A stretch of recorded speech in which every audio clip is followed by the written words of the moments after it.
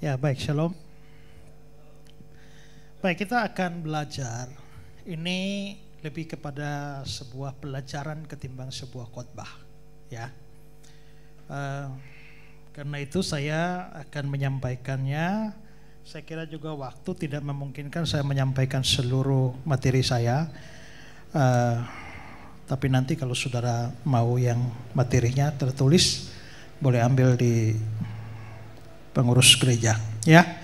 Hari ini saya mau bahas satu tema, firman menjadi manusia. Kita ada pada waktu atau masa pranatal, ya. 1 bulan lagi kita akan segera merayakan Natal. Karena itu tema ini mau saya angkat sekaligus menjadi pelajaran bagi kita. Walaupun nanti di dalam tanya jawabnya kita bisa kembangkan, boleh bertanya di luar yang saya sampaikan kalau memang masih cukup waktu. Nah, saudara-saudara, kalau kita bicara soal firman menjadi daging, maka inilah yang di dalam teologi Kristen itu dikenal sebagai inkarnasi. Nah, maka saya mau ajak kita belajar hari ini soal inkarnasi. Saya mau bahas beberapa hal. Pertama, mari kita melihat definisi dari inkarnasi. Nah, inkarnasi ini suatu istilah dalam teologi Kristen yang sebenarnya berasal dari dua kata, yaitu in itu artinya ke dalam atau masuk ke dalam, dan karo atau karnis itu artinya daging. Jadi inkarnasi itu artinya masuk ke dalam daging. Dan biasanya itu menunjukkan atau menunjuk kepada penjelmaan dari anak Allah itu menjadi manusia. Natal kita biasa nyanyi, ya, Allah sendiri dalam rupa insan, sembah dan puji Dia. Allah sendiri dalam rupa insan, dalam rupa manusia. Nah, sesungguhnya itu adalah inkarnasi. Nah, saya mau berikan satu kutipan dari God Question. Inkarnasi adalah istilah yang digunakan oleh para teolog untuk menunjukkan bahwa Yesus anak Allah mengambil daging manusia. Ini mirip dengan penyatuan hipostatik. Perbedaannya adalah penyatuan hipostatik menjelaskan bagaimana dua kodrat Yesus digabungkan. Dan inkarnasi secara lebih khusus menegaskan kemanusiaannya. Nah, saudara, harus dibedakan antara inkarnasi dengan reinkarnasi. Jangan samakan. Kalau reinkarnasi itu konsep agama lain tentang kelahiran kembali. Jadi Pak Luki sekarang hidupnya saat ini bernama Luki karena nanti tergantung karmanya, begitu mati lahir lagi. Lahir lagi menjadi bayi dari rahim, mungkin rahim ibu presiden, maka dia jadi anak presiden, ya. Tapi setelah itu mati lagi, lahir lagi. Maka saudara yang sekarang ada ini itu sebenarnya sudah pernah hidup dulu. Entah sebagai apa. Saya satu hari lihat game di Facebook, cari tahu dalam kehidupan sebelumnya Anda sebagai apa. Jadi saya iseng-iseng masukkan nama saya, umur, tekan enter. Ternyata saya pada kehidupan sebelumnya adalah seorang prajurit Romawi. Ya. Nah, itu inkarnasi. Nah, bahkan juga kalau orang karmanya jelek dalam kelahiran kemudian dia bisa lahir dari rahim seekor sapi misalnya. Maka dia lahir sebagai sapi. Maka sapi itu juga, sapi yang sekarang itu juga bisa jadi dulu adalah manusia yang nenek moyang kita. Dan karena itu jangan sembarang makan sapi. Maka agama-agama tertentu sangat menghormati sapi. Karena bisa jadi itu nenek moyang kita dulu. Nah, itu namanya reinkarnasi. Kalau reinkarnasi berarti saya ada sekarang lalu saya mati. Setelah itu saya lahir lagi, lalu mati lagi. Lahir lagi, mati lagi. Berarti saya mati berulang-ulang.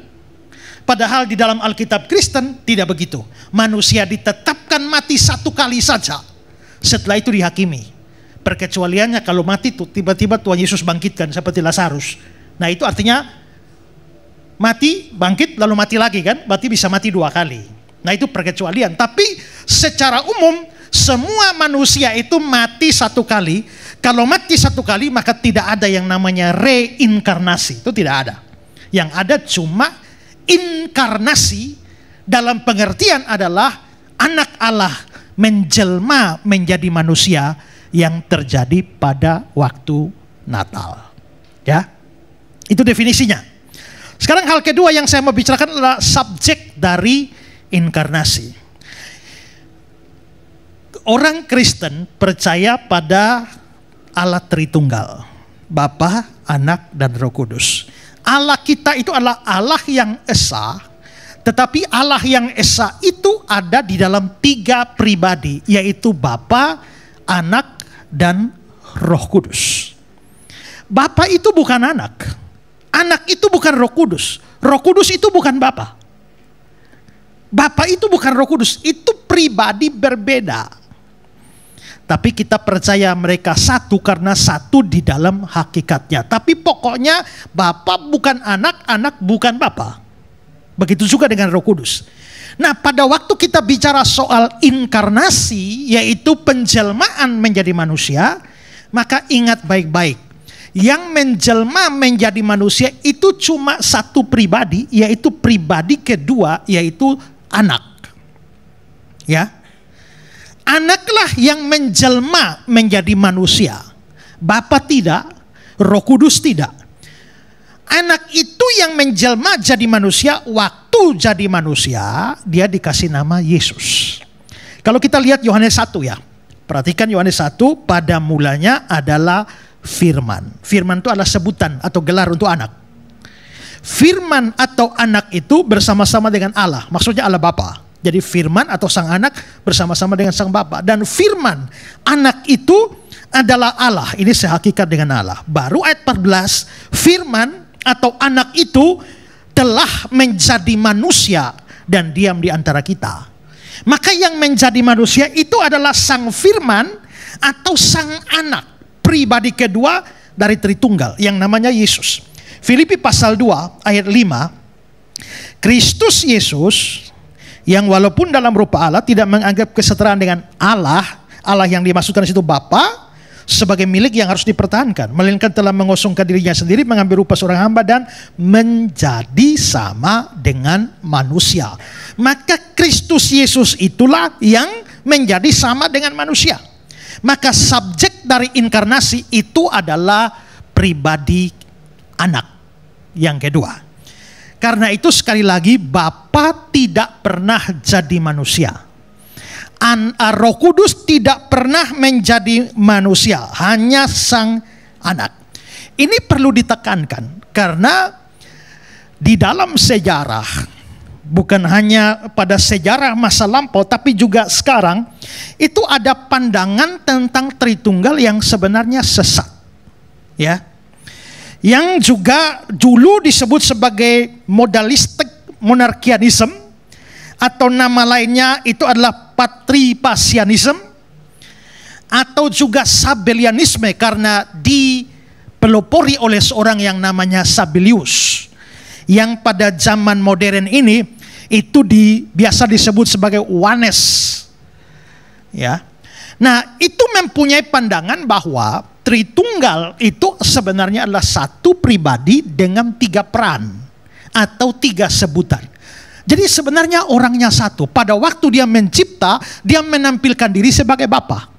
Pada waktu dia menebus dosa, dia menampilkan diri sebagai anak atau Yesus. Dan pada era gereja, dia menyatakan diri sebagai Roh Kudus, tapi dalam tanda petik orangnya satu. Itu sama seperti saya. Esra di gereja adalah pendeta. Di sekolah teologi adalah dosen. Tapi di yayasan saya sebagai pembina yayasan. Maka saya punya jabatan 3. Pendeta, dosen, dan pembina yayasan. Tapi orangnya cuma satu, yaitu Esra. Nah itu Ones punya pandangan seperti itu. Sabellianisme mempunyai pandangan seperti itu. Modalistik, monarkianisme punya pandangan seperti itu. Tapi itu pandangan yang sesat ya. Kenapa? Karena Coba kalau dengan ilustrasi semacam itu, Ezra satu sebagai pendeta, kedua sebagai dosen, ketiga sebagai pembina yayasan. Bisakah dosen, pendeta, dan pembina yayasan ngumpul bertiga? Bisa tidak? Gak bisa, kan orangnya cuma satu. Padahal Bapa, Anak, Roh Kudus tuh bisa. Pada waktu Yesus keluar setelah dibaptis, ada Roh Kudus, lalu ada suara Bapa, inilah anakku yang kukasihi. Berarti benar-benar tiga. Bisakah dosen, pendeta, dan pembina yayasan itu saling ngobrol, saling bicara? Tidak bisa. Karena orangnya satu, yaitu Ezra. Padahal Bapa bisa bicara kepada anak, inilah anakku yang kukasihi, engkaulah anakku yang kukasihi. Yesus bisa bicara kepada Bapa, dia berdoa kepada Bapa, ya Bapa ampunilah mereka. Dan Roh Kudus bisa berdoa kepada Bapa, mewakili kita. Adanya saling percakapan tidak memungkinkan bahwa itu memang hanya satu orang. Karena kalau itu cuma satu pribadi, waktu Yesus berdoa, dia ngomong sama siapa? Ngomong sama diri sendiri? Kan tidak. Bisakah ketua atau pembina yayasan mengutus dosen pergi ke Amerika? Loh, siapa utus siapa? Oh, orangnya satu, Ezra. Tapi faktanya Bapa mengutus anak. Anak dan Bapa mengutus Roh Kudus. Maka itu tiga pribadi sungguh-sungguh. Kalau kita berpendapat bahwa Allah hanya satu pribadi, maka nanti jadi patripasianisme, di mana akhirnya menganggap bahwa karena pribadinya satu atau oknumnya satu, dalam tanda petik orangnya satu, berarti yang menciptakan langit dan bumi ya satu orang, satu pribadi Allah. Yang datang lahir sebagai bayi Natal itu juga Allah Bapa. Yang naik ke atas kayu salib juga Allah Bapa. Yang bangkit dari antara orang mati juga Allah Bapa. Akhirnya hanya menganggap itu satu pribadi. Itu salah, bahkan sesat. Karena Allah Bapa tidak pernah jadi manusia, tidak pernah naik di atas kayu salib, tidak pernah mati. Yang mati, yang datang dalam Natal hanya Allah Anak atau Anak Allah.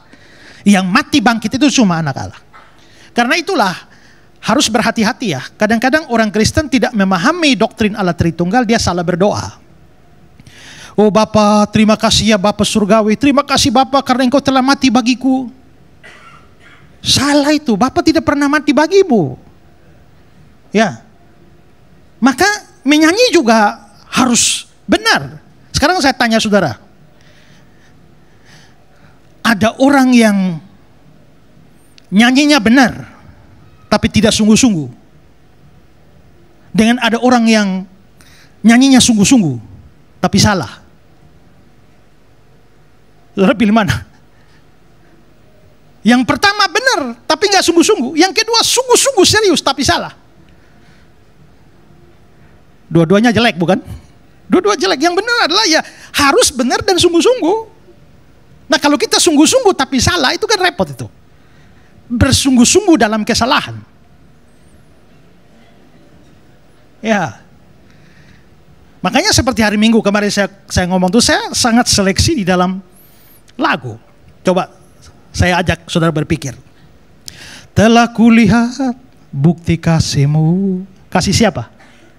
Bapa apa Yesus? Kalau di situ saja belum kan, hanya mu saja sih ya. Kau menderita gantikanku. Siapa?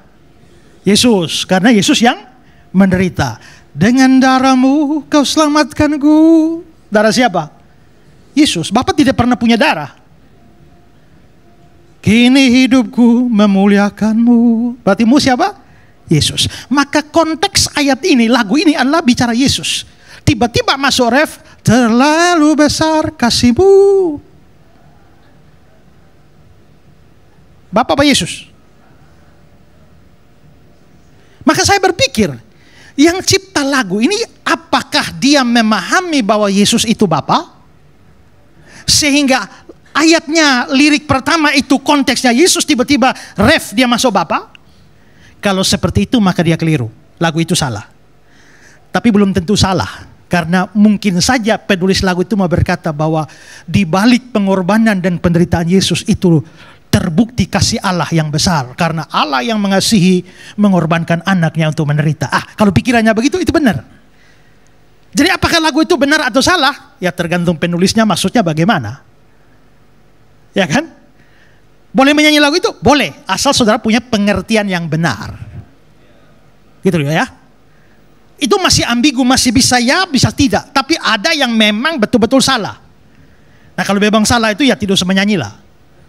Ya, karena kalau saudara menyanyi salah dan sungguh-sungguh, oh terima kasih Yesus, Yesus Engkau Roh Kudus, oh terima kasih. Kau sungguh-sungguh tapi anggap Yesus Roh Kudus, itu salah itu. Namanya bersungguh-sungguh dalam kesalahan. Ya kan? Kalau sudah salah nggak sungguh-sungguh, dosanya masih kecil itu. Tapi sudah salah bersungguh-sungguh itu lebih besar dosanya. Ya. Nah jadi kita bisa lihat bahwa harus itu.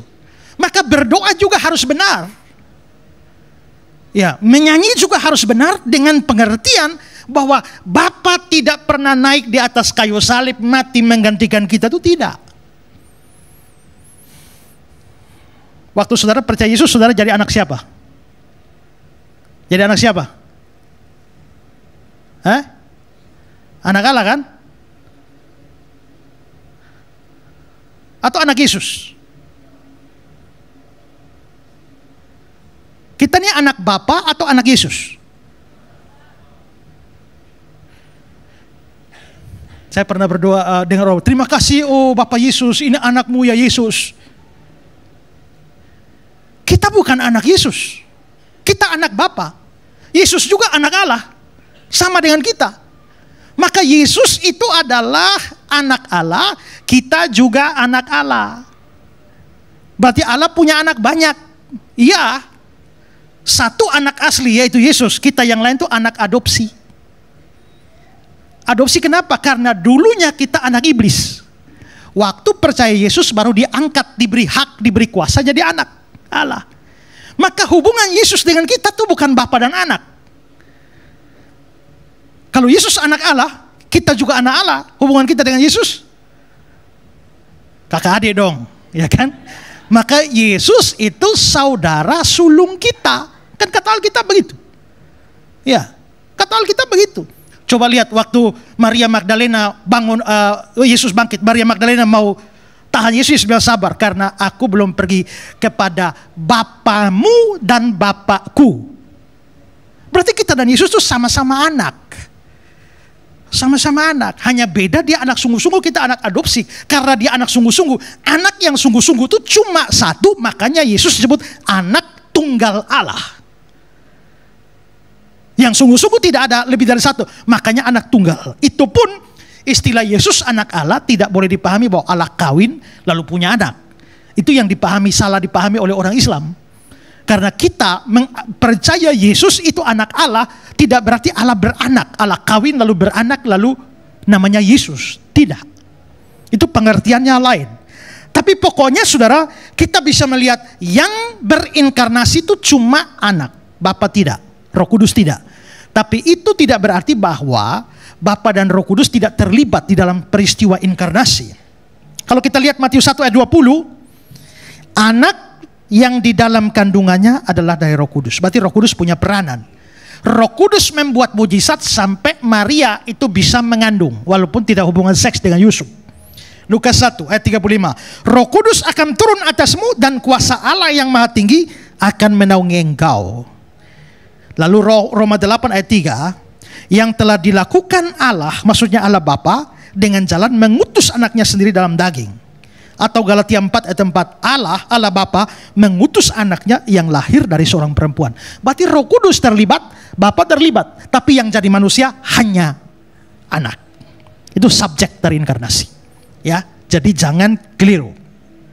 Sekarang hal yang ketiga, saya mau bahas inkarnasi dan kelahiran. Natal itu Yesus lahir. Tapi sebenarnya waktu kita bicara konsep inkarnasi, maka sebenarnya inkarnasi itu lebih daripada sekedar kelahiran. Mengapa? Ya.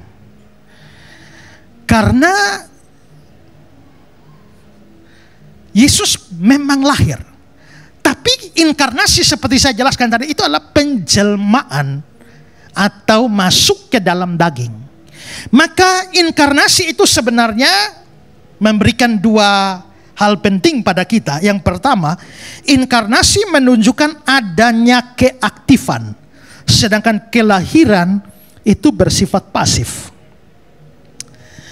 Kalau saudara mau dilahirkan oleh mama saudara, saudara tidak punya hak menentukan lahir di mana, lahir kapan, ya kan? Saudara pasif saja, mau lahir di mana terserah. Saya mau memilih untuk lahir di rumah sakit. Tidak. Ternyata lahir di gua misalnya. Kita tidak bisa memilih. Lahir itu pasif. Mau pilih lahir tahun berapapun kita tidak bisa memilih. Tapi itu beda dengan inkarnasi. Karena inkarnasi itu aktif. Itulah sebabnya kalau kita melihat banyak ayat kitab suci, tidak mengatakan, Yesus tidak mengatakan aku lahir, tapi aku datang. Contoh, Yohanes 7, 28. Aku datang bukan atas kehendakku sendiri. Ayat 29. Sebab aku datang dari Dia. Yohanes 8 ayat 42. Aku datang, aku datang. Yohanes 9 ayat 39, kata Yesus, aku datang ke dalam dunia. Yohanes 16, bahwa aku datang dari Allah. Ayat 28, aku datang dari Bapa dan aku datang ke dalam dunia. Yohanes 17 ayat 8, bahwa aku datang daripadamu. Matius 20 ayat yang ke-28, sebab seperti anak manusia datang. Maka Yesus bicara datang. Memang dia satu kali bicara sesuatu soal aku lahir, tapi begitu aku lahir langsung nyusul aku datang. Yohanes 18 ayat 37. Untuk itulah aku lahir dan untuk itulah aku datang. Kenapa datang? Karena yang datang itu harus sudah ada atau harus aktif. Karena yang datang itu memutuskan untuk datang. Dia menentukan kapan harus datang. Dia menentukan datang dari mana. Datang seperti apa.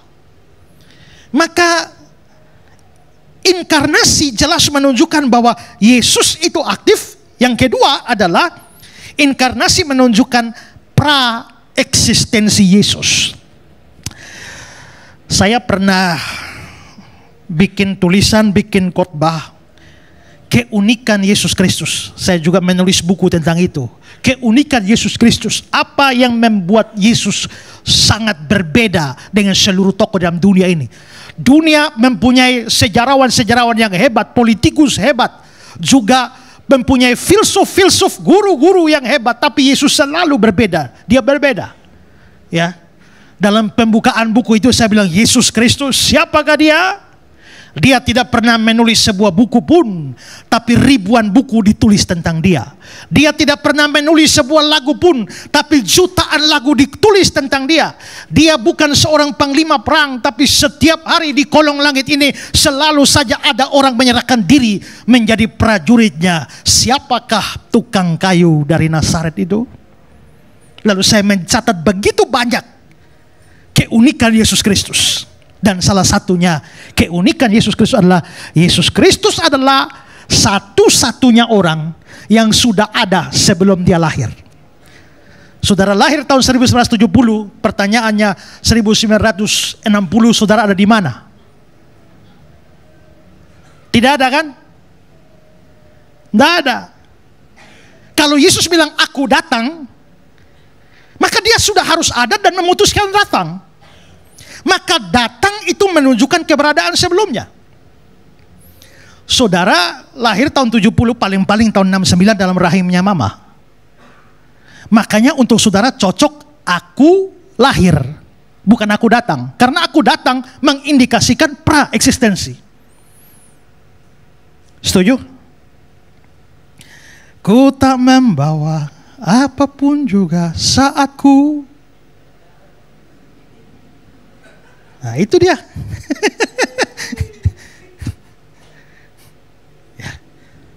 Yang berhak mengatakan aku datang itu cuma Yesus tuh. karena dia ada sebelumnya. Kalau kita tidak pernah ada sebelum lahir, kita nggak cocok bagi kita. Aku datang, aku lahir. Nah, tapi Yesus itu keunikannya adalah dia sudah ada sebelum dia dilahirkan dan aktif memutuskan untuk datang. Yohanes 1 ayat 1, pada mulanya adalah firman. Dalam Yunaninya NRK, logos. Arke itu bicara soal keberadaan dan mempunyai indikasi kekal. Ya. Yohanes 6 ayat 38, sebab aku turun dari surga. Berarti sebelum dia di dunia itu dia turun dari surga. Yohanes 8 ayat 58, kata Yesus kepada mereka, aku berkata kepadamu sesungguhnya sebelum Abraham jadi aku telah ada. Abraham tuh hidup 2000 tahun sebelum Yesus lahir. Tapi Yesus bilang sebelum Abraham jadi, aku ada. Dalam bahasa Yunaninya ego eimi. Terjemahannya bukan aku telah ada, tapi aku ada. Ego eimi. Maka orang Yahudi bilang, umurmu belum sampai 40 tahun. Apakah engkau sudah melihat Abraham? Kalau kalimat itu dilanjutkan, lu gila? Tapi Yesus bilang sebelum Abraham jadi, aku ada. Maka dia mengklaim dia lebih tua dari Abraham. Ya. Di Mika 5 ayat 1, ayat Natal, di bagian akhir, seorang yang akan memerintah Israel yang permulaannya sudah sejak purbakala, sejak dahulu kala, tapi dia baru lahir di Bethlehem abad pertama. Permulaannya sudah sejak purbakala. Yohanes 17 ayat 5. Yesus berdoa, oleh sebab itu ya Bapa, permuliakanlah aku daripadamu sendiri dengan kemuliaan yang kumiliki di hadiratmu sebelum dunia ada. Kalau tadi hanya lebih tua dari Abraham, yang sekarang lebih tua dari dunia. Saya pernah debat sama Mu'alaf Insan Moko Ginta di Universitas Muhammadiyah, Surabaya. Yesus ini nabi atau Tuhan? Lalu saya baca ayat ini dan saya bilang, tolong jawab saya. Yesus bilang, permuliakan aku dengan kemuliaan yang kumiliki di hadiratmu sebelum dunia ada. Berarti Yesus itu sudah ada sebelum dunia ada. Dia lebih tua dari dunia ini. Jawab saya, nabi mana yang lebih tua dari dunia? Jawab.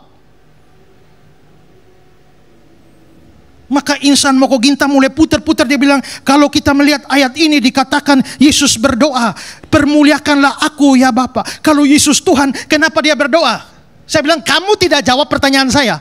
Masalah Yesus berdoa urusan lain. Sekarang jawab, nabi mana lebih tua dari dunia? Dia masih muter-muter lagi, jawab saya, nabi mana lebih tua dari dunia? Kalau tidak bisa jawab, bilang. Baru kita pindah topik, kenapa Yesus berdoa? Ya kan? Jangan pakai jurus kutu loncat. Saya tahu sekali gaya-gaya berdebat. Mereka jawab ini, kita jawab. Kalau mereka sudah tidak bisa jawab, pindah lagi. Kita ngikut, lalu mereka pindah lagi. Debat 2 jam tidak jelas. Makanya waktu saya debat sama Uni Rifa itu ya, saudara bisa lihat situ. Ya, Yesus itu Tuhan atau Allah? Saya bilang, Tuhan. Kenapa? Thomas bilang, waktu Yesus bangkit, Thomas bilang, ya Tuhanku dan Allahku. Kalau Yesus bukan Tuhan dan bukan Allah, mestinya dia tegur Thomas, hei Thomas, jangan sembarang ngomong. Tapi Yesus anggap perkataan Thomas sebagai iman, percaya. Kamu melihat aku dan kamu percaya. Berarti Yesus anggap itu. Maka Thomas bilang ya Tuhan dan Allahku, berarti Yesus itu Tuhan dan Allah. Dia masih putar-putar, jawab itu, jangan lari dari ayat itu. Tahu. Kalau sudah menyerah baru pindah. Nah, itu gitu kan. Yesus itu lebih tua dari dunia ini.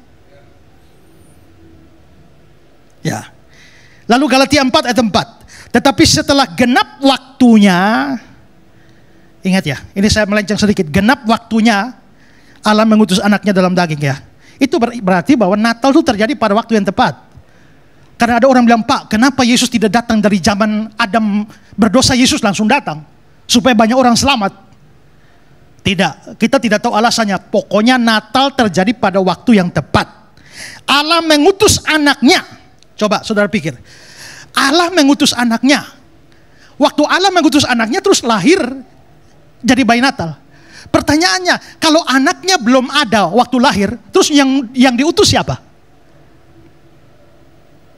Dia harus ada dulu baru bisa diutus.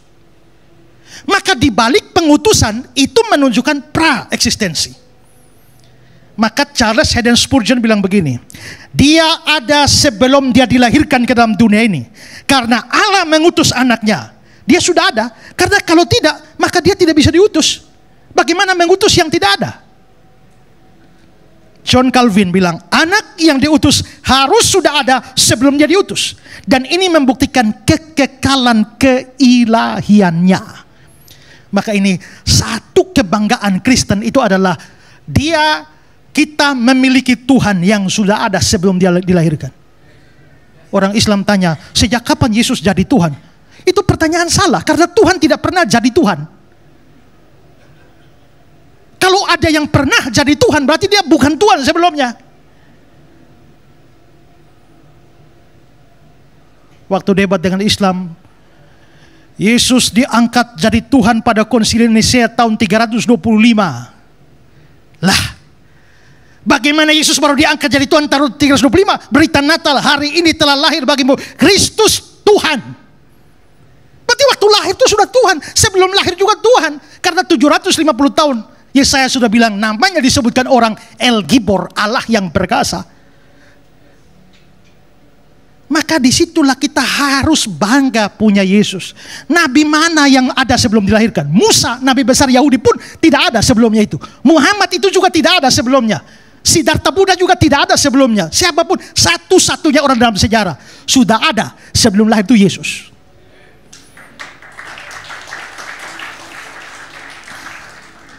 Ada orang tanya, Pak, tapi bukankah di Yeremia bilang sebelum aku telah mengenal engkau sebelum engkau di dalam rahim ibumu. Lalu bagaimana kalau Tuhan sudah memilih kita sebelum dunia dijadikan? Berarti kita sudah ada dong, makanya dipilih. Saya bilang harus dibedakan soal ada. Ada dalam pengetahuan Allah dengan ada dalam eksistensi, itu beda. Saudara juga sudah ada sebelum dunia dijadikan, tapi ada dalam pengetahuan Allah. Tapi secara eksistensi belum ada. Tapi kalau Yesus secara eksistensi memang sudah ada. Karena dia lebih tua dari dunia ini, ya. Karena itu bangga dong punya Yesus, ya. Jangan lepas Yesus ganti dengan yang lain. Saya selalu bilang, orang kalau lepas Yesus ganti dengan yang lain itu sama dengan buang emas ganti seng. Ya toh? Itu bodoh itu. Makanya mualaf-mualaf itu bodoh itu. Sekarang yang keempat, mengapa inkarnasi diperlukan? Ini penting karena kita ditanyakan, wong Allah mau selamatkan manusia pakai acara-acara datang lagi sebagai manusia, pakai acara mati di atas kayu salib. Kalau mau selamatkan ya selamatkan saja, beres. Wong dia maha kuasa kok. Nah, di sini kita orang Kristen harus mengerti mengapa inkarnasi diperlukan. Inkarnasi itu ada hubungannya dengan masalah dosa.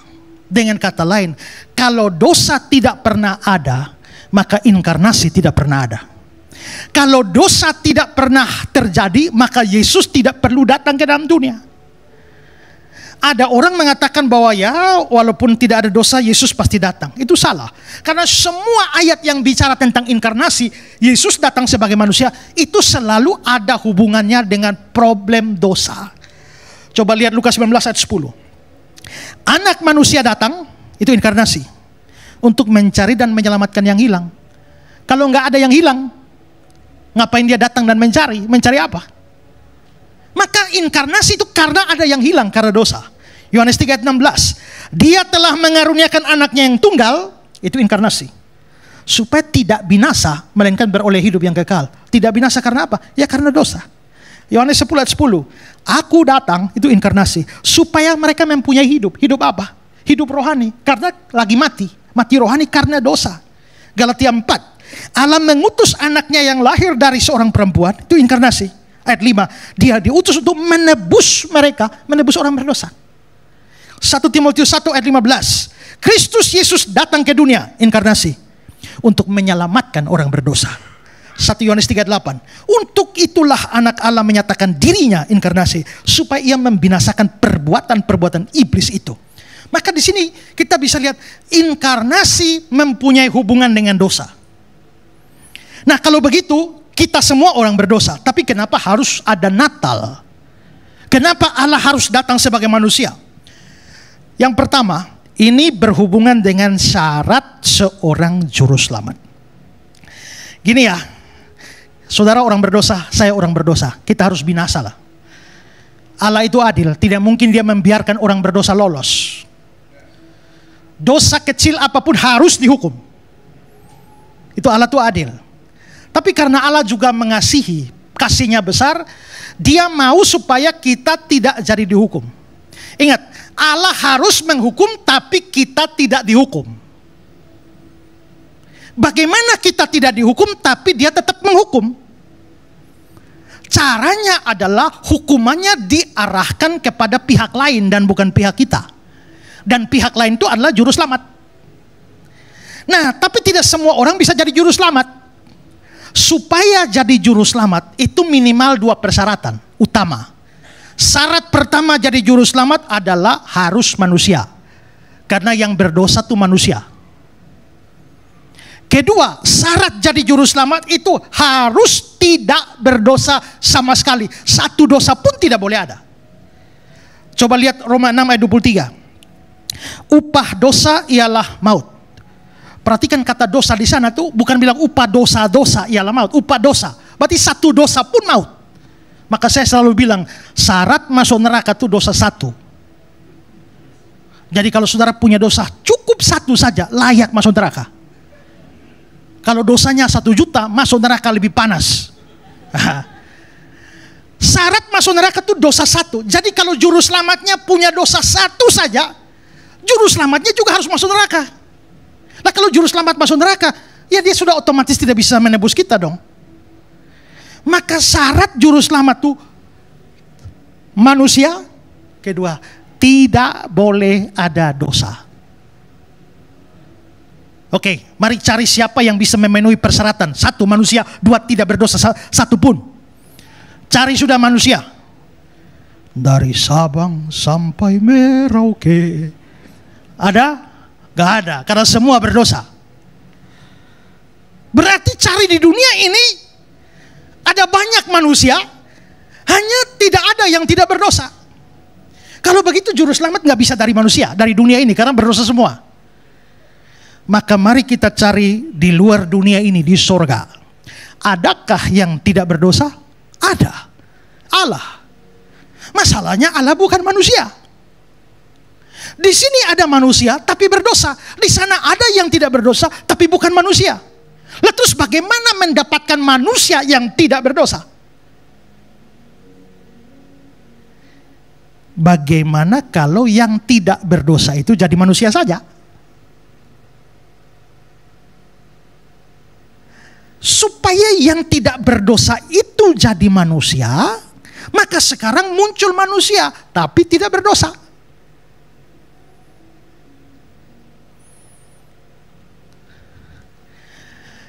Maka akhirnya itulah yang dilakukan Allah.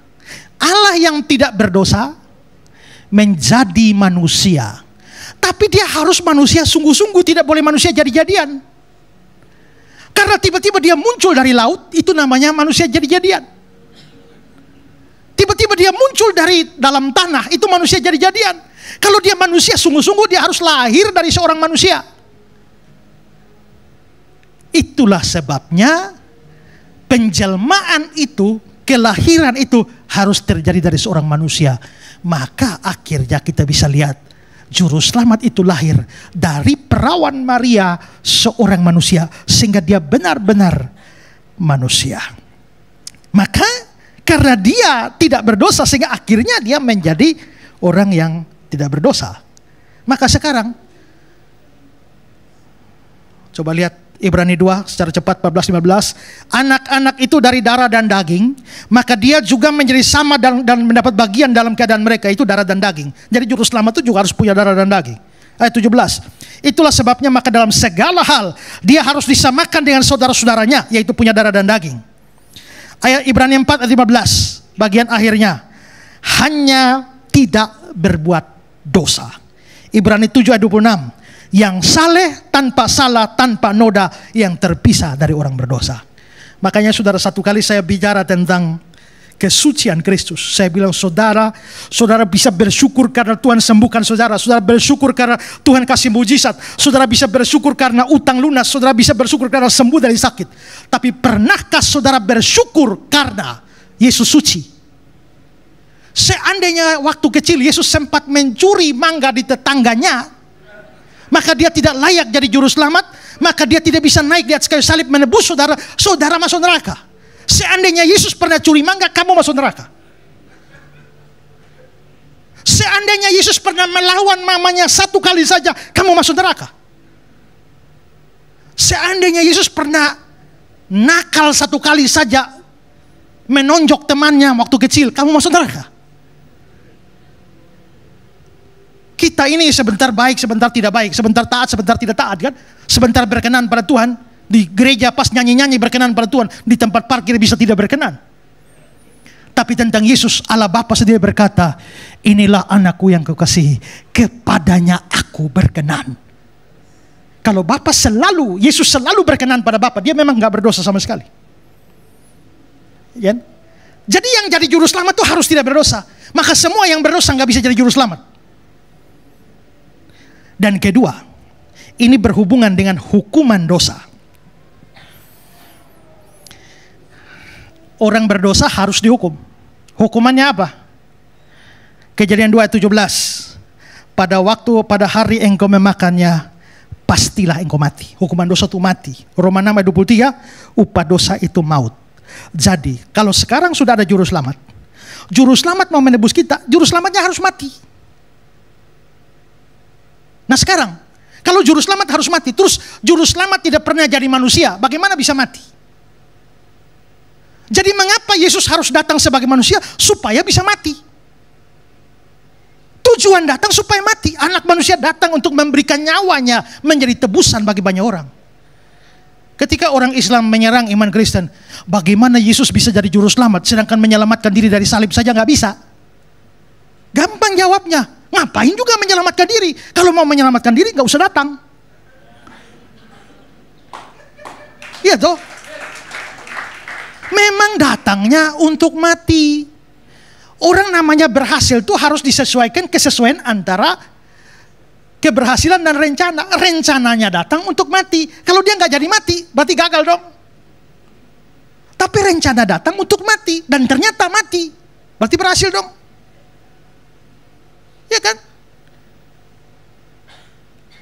Ketika penjahat di sampingnya bilang, bukankah engkau Kristus? Selamatkan dirimu dan selamatkanlah kami. Maksudnya turun dari salib.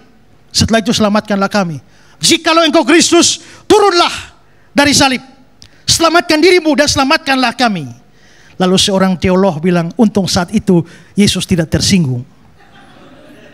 Seandainya di atas kayu salib dia omong begitu dan dia tersinggung dan dia turun dari salib, apa yang terjadi?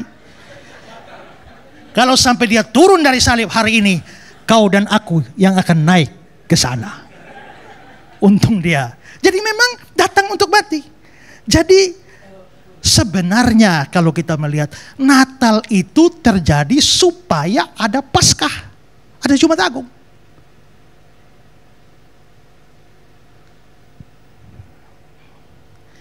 Masih ada waktu tidak?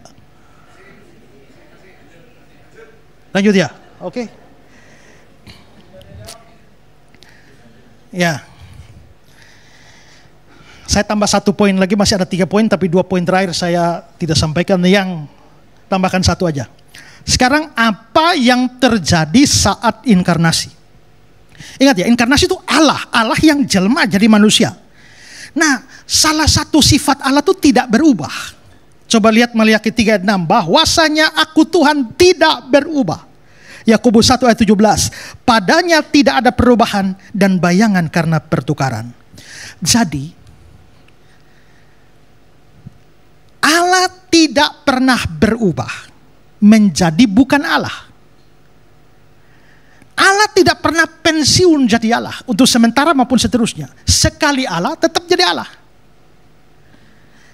Karena itu saudara, waktu Allah menjelma menjadi manusia yang dikasih nama Yesus Kristus, kita harus paham bahwa dia tidak pernah berhenti jadi Allah. Ada orang pernah tanya saya begini, Pak Pendeta, saya tanya, mengapa Allah berubah menjadi manusia? Saya bilang pertanyaannya salah. Allah menjadi manusia itu berbeda dengan Allah berubah menjadi manusia, seolah-olah tadi Allah, waktu Natal dia berubah jadi manusia sehingga bukan Allah lagi. Itu salah. Lalu bagaimana dengan Yohanes 1 ayat 14? Coba lihat. Firman itu telah menjadi manusia. Firman itu telah menjadi manusia. Kata menjadi di sini tidak boleh dipahami bahwa ada perubahan hakikat. Coba kalimat ini, apa boleh buat nasi sudah jadi bubur? Waktu nasi jadi bubur, yang ada apa? Bubur. Nasi mana? Hilang. Sudah tidak ada lagi kan? Tinggal bubur. Nasi jadi bubur, nasinya hilang, tinggal bubur. Tapi Ezra jadi pendeta. Sekarang ada pendeta. Ezranya di mana? Hilang. Kalau hilang terus yang ngomong sama saudaranya siapa? Ya kan? Berarti waktu nasi jadi bubur, nasinya hilang tinggal bubur. Tapi waktu Ezra jadi pendeta, Ezranya tidak hilang, tetap ada, hanya ketambahan pendeta. Akhirnya menjadi pendeta Ezra. Nah, Allah menjadi manusia itu harus dipahami seperti Ezra jadi pendeta, bukan seperti nasi jadi bubur. Tadi dia Allah, Allah saja, satu hakikat. Tapi waktu dia lahir dan inkarnasi terjadi, dia ketambahan manusia. Tapi Allahnya tidak hilang. Maka dia Allahnya tetap, sekarang ketambahan manusia. Maka dia Allah dan manusia. Itu kristologi kita. Ya. Sekarang lihat contoh kedua, ayat kedua. Kristus Yesus, Filipi 2 ya. Kristus Yesus yang walaupun dalam rupa Allah, tidak menganggap kesetaraan dengan Allah sebagai milik yang harus dipertahankan, melainkan telah mengosongkan dirinya. Nah, kata masuk mengosongkan diri ini, bahasa Yunaninya kenoo, dari situ kenosis. Mengosongkan diri, banyak orang salah paham dengan ayat ini. Seolah-olah tadinya Yesus full, dan waktu dia jadi manusia, dia mengosongkan dirinya, sehingga tadinya Allah sekarang menjadi bukan Allah. Lah, kalau begitu Allah bisa berubah menjadi bukan Allah dong. Tidak, bukan artinya seperti itu ya. Nah, saya mau kasih jelaskan sedikit. Coba lihat next. Filipi 2 ayat 5-6. Kristus Yesus yang walaupun dalam rupa Allah. Saudara perhatikan ayat itu ya. Dalam rupa Allah. Sebenarnya Alkitab Indonesia waktu menerjemahkannya kekurangan satu kata. Coba lihat bahasa Inggris King James. Who being in the form of God. Ada dalam rupa Allah. Terjemahan Indonesia tidak ada kata ada. Harusnya ada. Maka harusnya terjemahnya begini. Kristus Yesus yang walaupun ada dalam rupa Allah. Nah, ada ini penting. Karena kata Yunaninya huparkon. Huparkon itu adalah sebuah keberadaan yang tak bisa berubah. Oke, saya tanya. Bagaimana membuat handphonemu menjadi bukan handphonemu? Gimana? Jual. Ya kan? Bagaimana bikin mobilmu menjadi bukan mobilmu? Sumbang, ya. Bagaimana bikin pacarmu menjadi bukan pacarmu? Putusin dia. Tapi bagaimana membikin mamamu menjadi bukan mamamu? Pecat dia. Yang kau pecat itu siapa? Mama. Bunuh dia. Yang kau bunuh itu mama. Sangkal dia. Yang kau sangkal itu mama. Jadi bagaimana bikin mama stop jadi mama? Tidak bisa. Itu huparkon. Nah, Yesus itu huparkon Allah. Huparkon itu tidak berubah. Maka Yesus itu Allah tidak bisa berubah menjadi bukan Allah. Maka Natal itu Allah jelma jadi manusia. Tapi Allahnya tidak stop jadi Allah. Kedua, kata rupa. Di dalam bahasa Yunani ada dua kata yang sama-sama arti rupa. Yaitu morfe dan skema. Skema itu merujuk pada rupa yang bisa berubah. Tapi morfe tidak. teman saya ini, Pak Yosua ini, dulunya mirip saya, gemuk. Tapi sekarang beliau kurus. Skemanya berubah. Dari kurus, dari gemuk jadi kurus. Tapi saya tahu bahwa ini Yosua yang sama, yang gemuk sekarang ini Yosua yang sama. Itu berarti morfenya tidak berubah. Tapi skemanya berubah. Ini saudara lihat, tahu saya tahun 95, saya tahun 2003, 2011. Dengan sekarang 2023. Berbeda kan? Berarti skema saya berubah. Tapi yang kurus tahun 95 dengan yang sekarang ini masih orang yang sama. Berarti morfe tidak berubah. Nah, Yesus Kristus ada dalam rupa Allah itu tidak menggunakan kata Yunani skema. Tapi kata Yunani morfe. Itu berarti bahwa Yesus dulu Allah, sekarang Allah, selama-lamanya Allah. Waktu Natal itu juga Allah. Ya. Nah, kalau memang dia tetap Allah, terus yang namanya mengosongkan diri itu apa? Mengosongkan diri itu adalah dia dengan rela hati tidak mempergunakan segala atribut kealahannya untuk memudahkan hidupnya di dunia ini. Sebagai Allah dia maha hadir, hadir di mana-mana. Tapi dia mengesampingkan kemahahadiran itu sehingga akhirnya dari sini ke mau ke sana harus pakai keledai, dari sana ke sini mesti naik perahu. Kan mestinya hilang saja lenyap kan bisa, tapi dia nggak pergunakan itu. Sebagai Allah dia maha tahu, tapi dia tidak pergunakan kemahatauan itu sehingga dalam sejumlah kasus dia menjadi tidak tahu. Contohnya dia tidak tahu kapan hari kiamat. Matius 24 ayat 36. Sebagai Allah dia tidak tidur, tidak terlelap penjaga Israel. Tapi dia tidak pergunakan itu sehingga sebagai manusia dia bisa ngantuk dan tidur. Sebagai Allah dia tidak lapar, tapi dia tidak pergunakan itu sehingga akhirnya sebagai manusia dia juga lapar.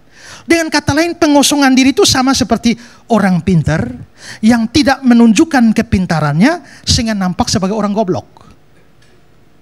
Orang kaya yang tidak menunjukkan kekayaannya atau tidak mempergunakan kekayaannya sehingga kelihatan seperti orang miskin.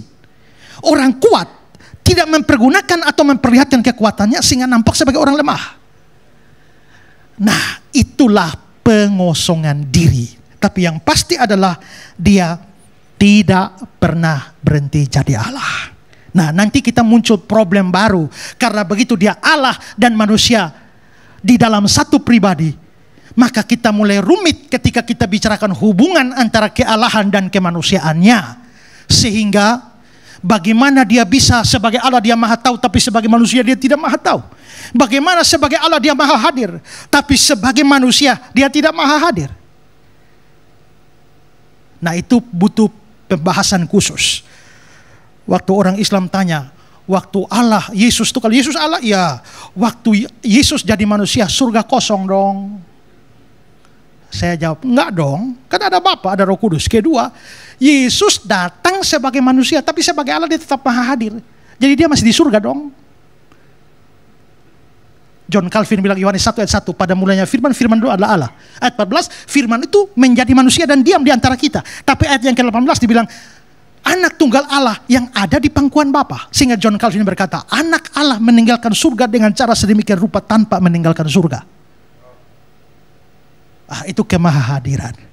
Tapi ya, lain kali baru kita bahas relasi antara kealahan Yesus dan kemanusiaan Yesus. Ya. Nanti termasuk sampai pada kematiannya. Orang tanya, Allah kok bisa mati? Enggak lah, Allah nggak bisa mati. Yang mati manusianya. Berarti Allah nggak maha kuasa dong? Kok bisa mati? Ya sekarang saya tanya kamu ya, Allahmu maha kuasa? Maha kuasa. Maha kuasa itu apa? Bisa melakukan apa saja? Iya. Sekarang saya tanya, kalau Allahmu mau mati bisa tidak? Kalau Allahmu mau mati dan tidak bisa mati, dia nggak maha kuasa. Tapi Allah saya mau mati, tapi karena kealahan itu identik dengan ketidakbisa matian, maka dia jelma jadi manusia supaya bisa mati. Dan itulah Natal. Jadi sebenarnya merayakan Natal itu penting. Kenapa?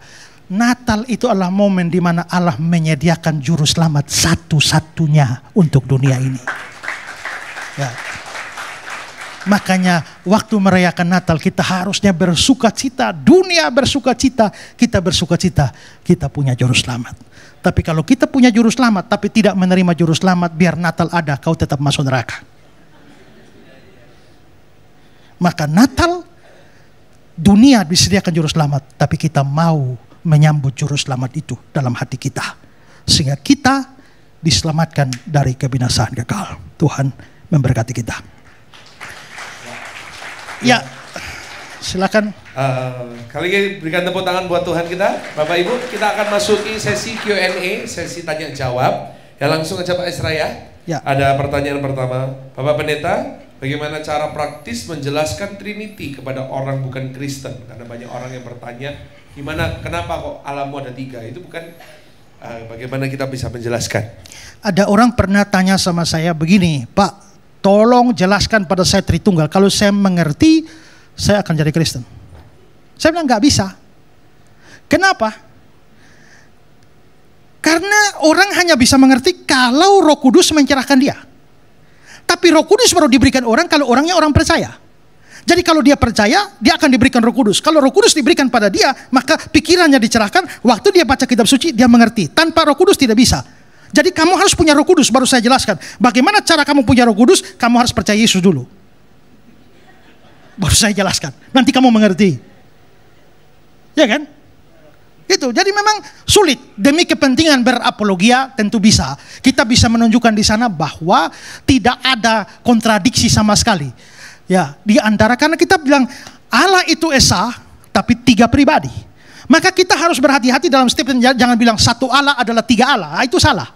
Itu kontradiksi. Itu bertentangan dengan akal. Sekarang saya tanya saudara, kalau saya bilang saya mempunyai 2 mata dan 4 mata, bertentangan tidak? Bertentangan kan? 2 mata atau 4 mata? Mengapa bertentangan? Karena 2 dan 4 mengacu kepada satu hal, yaitu mata. Tapi kalau dia menunjuk pada 2 hal, misalnya saya mempunyai 2 mata dan 4 mata kaki, ada masalah? Tidak ada, dua-dua sama-sama benar. Kenapa? Karena 2 mengacu kepada mata dan 4 mengacu pada mata kaki. Kalau saya mengatakan saya punya 2 mata dan 4 mata, atau 2 mata kaki dan 4 mata kaki, itu baru bertentangan dengan logika. Tapi kalau 2-nya menunjuk pada mata, 4-nya menunjuk pada mata kaki, ini yang dibicarakan itu berbeda, mata dengan mata kaki. Waktu kita bicara tentang Allah itu Tritunggal, tri pribadinya, tunggal hakikatnya. Kalau kita bilang Allah itu 1 pribadi sekaligus 3 pribadi, atau 1 hakikat sekaligus 3 hakikat, itu bertentangan. Tapi kalau kita bilang Allah itu 3 pribadinya, tunggal hakikatnya, yang dibicarakan ini 2 hal, yaitu pribadi dan hakikat. Tidak ada pertentangan logika di sana. Ya. Jadi kalau mau ketat secara logika tidak ada salahnya. Tapi kalau mau pengertian sungguh-sungguh, kamu percaya dulu dong. Ada seorang anak kecil yang waktu mau ke sekolah, mamanya siapkan dia susu sapi. Minum nak. Itu anak berangkat ke sekolah tidak minum. Besok lagi mama siap susu sapi lagi. Dia tidak minum lagi. Besok lagi siap susu sapi juga tidak minum. Mamanya panggil dia, nak, kenapa kamu tidak mau minum susu sapi ini? Si anak jawab, mama, sebelum saya tidak akan minum susu sapi sebelum saya mengerti mengapa sapi hitam makan rumput hijau keluar susu putih. Saya tidak akan minum. Mamanya hanya belai-belai, nak, walaupun kau tidak mengerti kenapa sapi hitam makan rumput hijau keluar susu putih, mama juga tidak mengerti, tapi minum sajalah karena ini berguna bagi kesehatanmu. Begitu. Ada banyak hal di dunia ini yang mengerti baru percaya. Tapi ada hal-hal khusus di dalam, itu namanya Yesus, mau percaya Yesus tuh ngerti dulu baru percaya. Jangan hanya percaya-percaya buta. Tapi ada hal-hal tertentu di dunia ini yang percaya dulu baru mengerti. Kita ini dalam hidup di hari-hari ini kan menerapkan prinsip beriman kan? Coba, siapa yang waktu datang masuk di ruangan ini, mulai lihat kursi ini dan mulai hitung bobot saya 70 kilo, kursi ini kalau kakinya dari besi, dari ini kira-kira kursi ini mampu menampung 68, berarti kelebihan berat badan saya 2 kilo, maka saya pasti patah kursi ini. Saudara ada menggerakkan perhitungan begitu? Waktu naik pesawat, cek pilotnya siapa, sekolah di mana, tamat tahun berapa, nilainya apa? Tidak kan? Kita naik saja dan pasrah sempurna dengan keyakinan bahwa kalau dia jadi pilot pasti pernah sekolah. Kan begitu. Berarti kita beriman. Nah, Kenapa semua hal harus kita tuntut? Ada hal yang melampaui pikiran. Ya tapi Pak, kok Tritunggal tuh kok sukar dipahami? Oh itu wajar. Justru Allah yang sungguh-sungguh tuh Allah yang sukar dipahami. Kalau Allah tuh bisa masuk di dalam otakmu, berarti otakmu lebih besar dari Allah. Maka Allah yang bisa masuk di otakmu tuh sebenarnya bukan Allah yang sungguh-sungguh. Tapi Allahnya Kristen itu Tritunggal, sukar dipahami, justru menunjukkan itu Allah yang sejati. Ya, itu. Oke. Ya, lanjut ya. 1 Korintus plus ayat ketiga pernah mengatakan seperti ini, kepala dari Kristus ialah Allah. Sekali lagi, kepala dari Kristus ialah Allah. Kenapa kok disebut kepala dari Kristus ialah Allah? Menunjukkan seperti Allah itu lebih tinggi daripada Kristus. Oke. Suami istri itu siapa kepalanya? Suami kan? Suami yang kepala keluarga kan? Tapi apakah secara hakiki suami itu manusia, istrinya manusia? Apakah kemanusiaan suami lebih tinggi dari kemanusiaan istri? Kan enggak, setara itu. Jadi kalau soal kemanusiaan setara, tapi demi keteraturan maka ditetapkanlah suami jadi kepala istri. Jokowi itu manusia, Esra juga manusia. Tapi demi keteraturan dia menjadi kepala negara, saya rakyat jelata.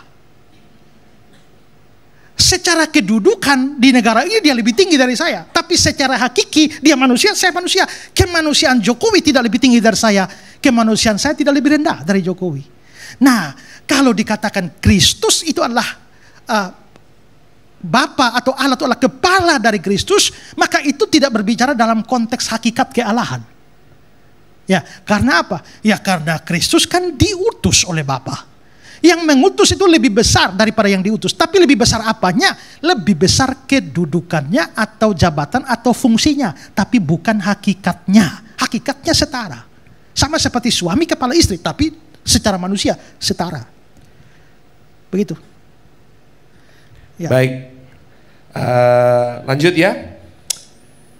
Benarkah Natal dirayakan tanggal 25 Desember? Apakah itu Alkitabiah? Apakah itu Alkitabiah? Di dalam Alkitab juga tidak jelaskan Natal 25 Desember dan tidak ada perintah merayakan Alkitab juga kok. Ya, itulah sebabnya orang-orang saksi Yehova itu tidak mau merayakan Natal. Bagi orang saksi Yehova, Natal itu sama dengan merayakan ulang tahun Yesus, dan di Alkitab tidak pernah ada orang yang sungguh-sungguh orang benar yang merayakan ulang tahun. Hanya ada 2 orang kafir yang merayakan ulang tahun. Pertama Raja Firaun, lalu dia potong salah satu juru minum apa juru roti itu. Kedua adalah Herodes, yang pada waktu ulang tahun itu potong kepalanya Yohanes Pembaptis. Jadi di Alkitab hanya orang kafir merayakan ulang tahun. Karena itu orang Kristen tidak boleh merayakan ulang tahun. Ya saya bilang, memangnya apa salahnya kalau orang kafir melakukan, kita juga melakukan. Kita memang harus berbeda dengan dunia ini, tapi tidak dalam segala hal. Kita harus beda dengan orang kafir. Orang kafir makan nasi, jadi kita tidak boleh makan nasi. Makan batu. Tidak, dalam hal makan nasi, orang kafir makan nasi, kita juga makan nasi, tidak apa-apa. Karena makan nasi tidak dilarang oleh Alkitab. Kan begitu. Jadi tidak apa-apa, berbeda persis dengan orang kafir sepanjang itu tidak dilarang oleh Alkitab. Tapi ingat bahwa merayakan Natal memang tidak ada perintah, tapi juga nggak ada larangan. Satu hari saya dikunjungi oleh saksi Yehova. Biasa saksi Yehova kalau berkunjung itu 2 orang. Yang banyak ngomong itu junior, lebih banyak diam itu seniornya. Mereka masuk ke rumah saya, mereka nggak tahu saya pendeta. Tapi saya lihat ciri mereka, oh ini saksi Yehova. Lalu begitu dia masuk kan saya tahu saksi Yehova ini kan tidak merayakan Natal. Pas itu kan masih Januari. Begitu mereka masuk saya bilang, selamat Natal. Tapi oh ya, kalian tidak merayakan Natal kan? Ya, lalu saya tanya, kenapa kalian tidak merayakan Natal? Lalu dia bilang, Pak, di mana di Alkitab ada perintah merayakan Natal? Coba Bapak kasih 1 ayat perintah merayakan Natal. Ada tidak? Saya bilang, tidak ada. Nah itu, karena tidak ada di dalam Alkitab, kenapa kita merayakannya? Lalu saya tanya, oh kalau begitu, mau melakukan sesuatu, harus ada perintah di Alkitab? Iya dong. Nah saya lihat dia kan pakai dasi. Lalu saya tanya, Pak, Di mana di Alkitab ada perintah pakai dasi? Ada ayat mana pakai dasi? Nggak ada. Kenapa Bapak pakai dasi?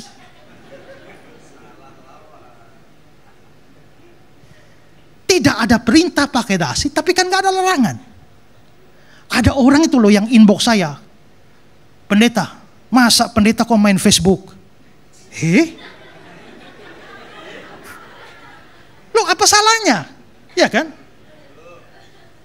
Tidak ada perintah merayakan ulang tahun, tapi juga tidak ada larangan merayakan ulang tahun.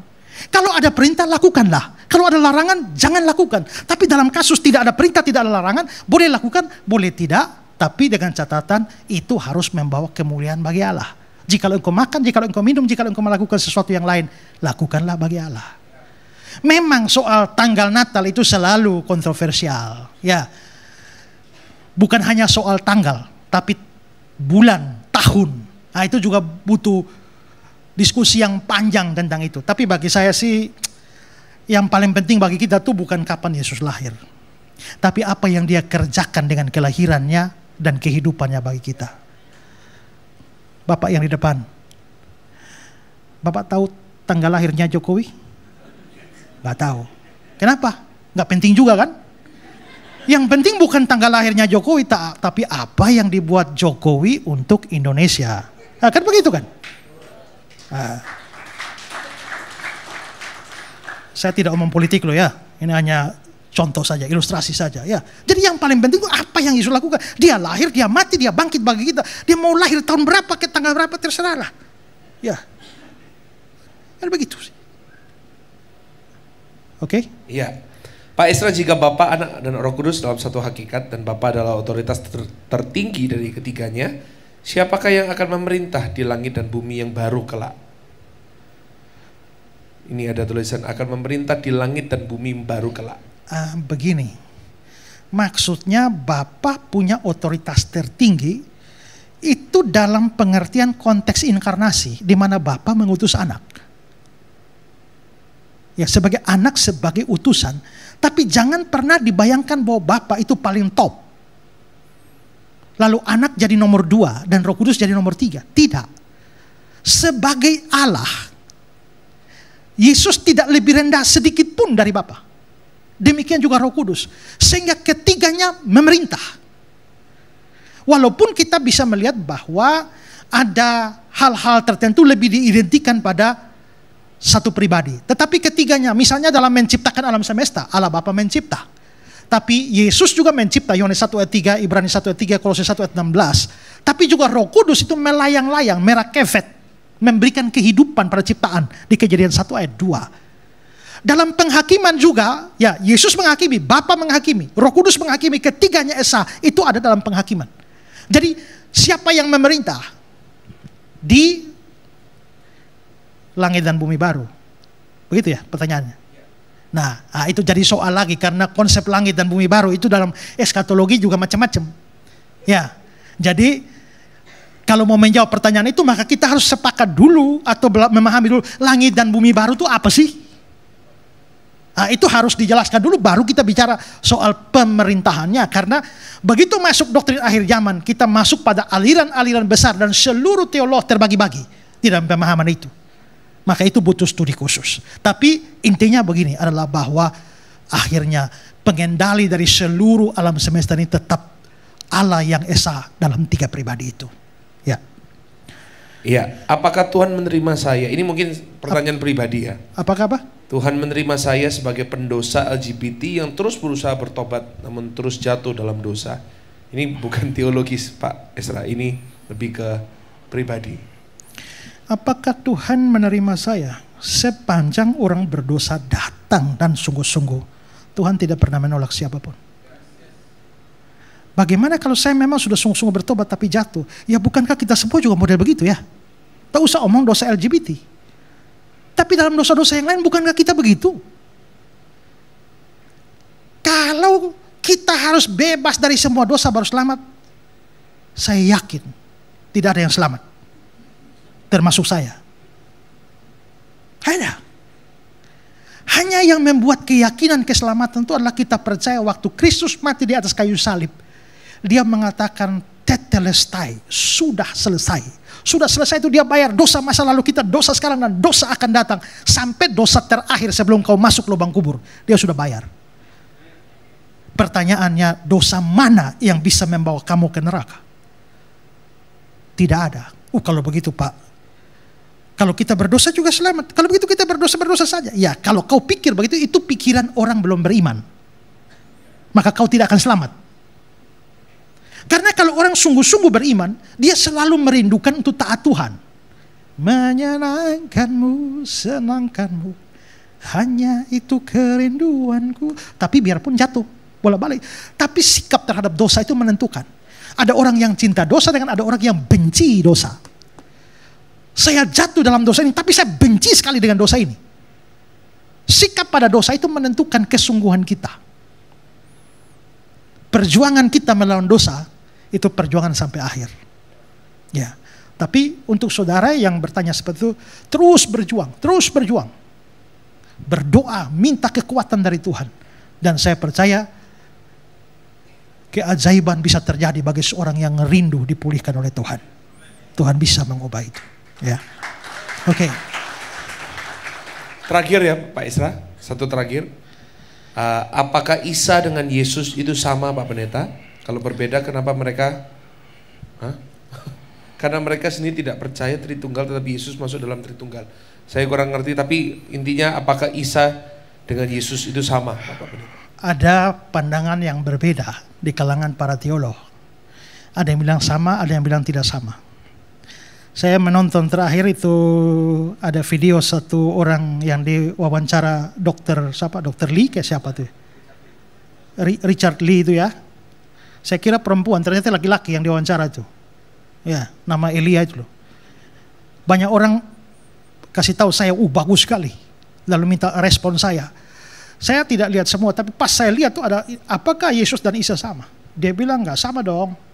Yesus kan lahirnya di kandang, itu lahirnya di bawah pohon korma. Ya, lalu menunjukkan sejumlah perbedaan antara Isa dan Yesus. Kesimpulannya, Yesus dengan Isa itu adalah pribadi berbeda, orang yang tidak sama. Tapi memang ada sejumlah perbedaan, lalu orang menyimpulkan demikian. Tapi pikirkan juga sejumlah persamaan.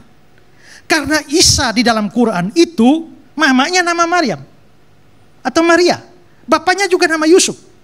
Kalau menemukan dua orang yang mamanya nama sama, itu masih masuk akal. Tapi mama dan bapaknya namanya sama, dengan rentetan peristiwa-peristiwa yang sama, kesamaan ini nih kenapa bisa terjadi? Lagi pula dari sudut bahasa, kita mengenal namanya korespondensi fonetik, hubungan bahasa itu ya misalnya ya antara ullah, illah, Allah, Eloah itu punya hubungan semua. Ya. Maka karena apalagi serumpun antara bahasa Ibrani dengan bahasa Arab, rumpunnya sama, rumpun bahasa Semitik dari jalurnya anaknya Nuh, Sem itu loh. Makanya bahasa-bahasa itu mirip.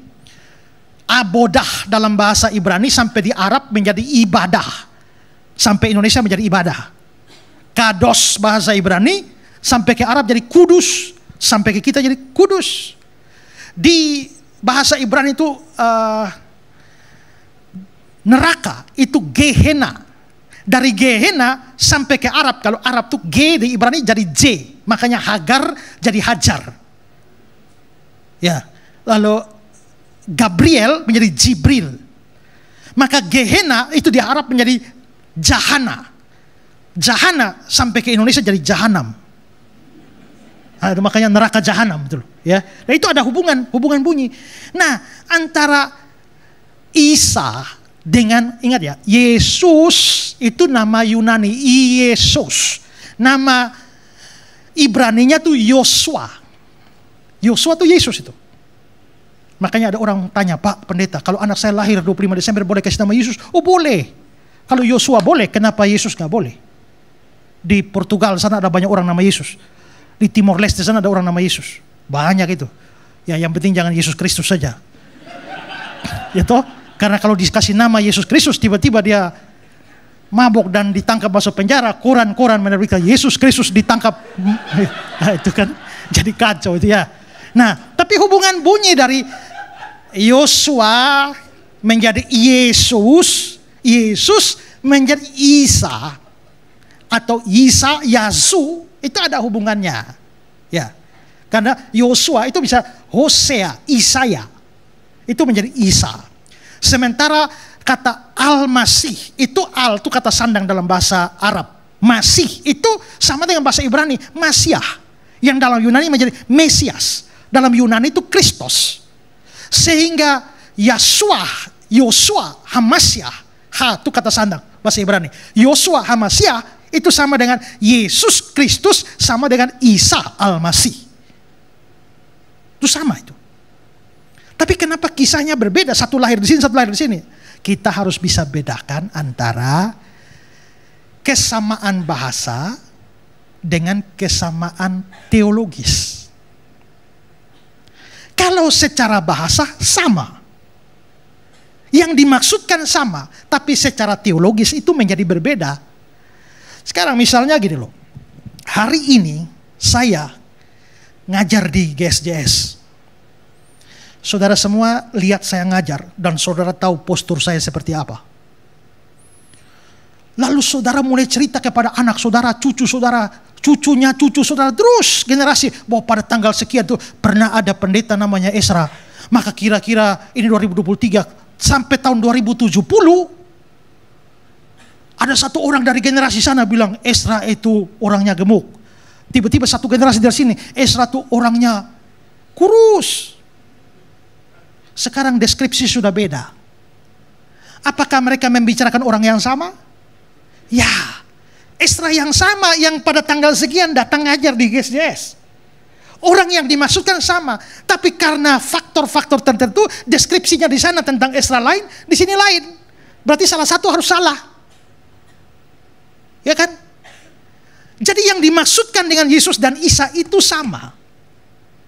Yang dimaksudkan, tapi ternyata yang digambarkan dalam kitab Injil dan kitab Quran itu kok beda. Yang ini bilang mati di salib. Yang sana bilang nggak mati di salib, hanya diselamatkan saja. Ya, diserupakan saja. Kok beda? Yang ini lahir di sini, di Bethlehem, itu lahir di bawah pohon korma. Kok beda? Kalau begitu, orang yang dimaksudkan sama, tapi deskripsinya berbeda. Lalu kalau deskripsinya berbeda, mana yang harus dipercaya Pak Pendeta? Ya percaya yang lebih tua lah. Ya kan? Kan lebih tua, kita lebih tua 6 abad. Gitu. Ya. Jadi kalau ditanya, apakah orang berbeda? Beda atau tidak? Ya kita bedakan dulu. Perbedaan dalam hal apa? Dalam hal bahasa atau dalam hal teologis, deskripsi teologis. Kalau deskripsi teologis jelas berbeda. Ya. Kita berikan tepuk tangan untuk Tuhan kita dan untuk Bapak Pendeta Esra. Boleh pimpin kita dalam doa, Pak Esra? Ya. Untuk seluruh jemaat Tuhan. Tuhan, terima kasih karena kami sudah pakai waktu kami untuk belajar. Biarlah ini memperlengkapi kami supaya kami bukan hanya orang Kristen yang dekat dengan Tuhan, tetapi juga yang mengerti Tuhan, yang mengerti kebenaran. Supaya pada waktu kami sungguh-sungguh dalam kebenaran. Terima kasih untuk pelajaran ini. Membuka wawasan kami. Dan kami boleh bangga karena Natal adalah momen di mana Allah menyediakan satu-satunya juru selamat bagi dunia. Tolong kami supaya pada waktu kami merayakan Natal, kami benar-benar memiliki Kristus sebagai milik pribadi kami, sebagai juru selamat dan Tuhan kami yang memastikan keselamatan kami, bahwa kami memiliki hidup yang kekal dan tidak binasa di dalam neraka. Terima kasih untuk firman-Mu, dan firman ini memberkati kami semua. Dalam nama Yesus kami berdoa. Amin.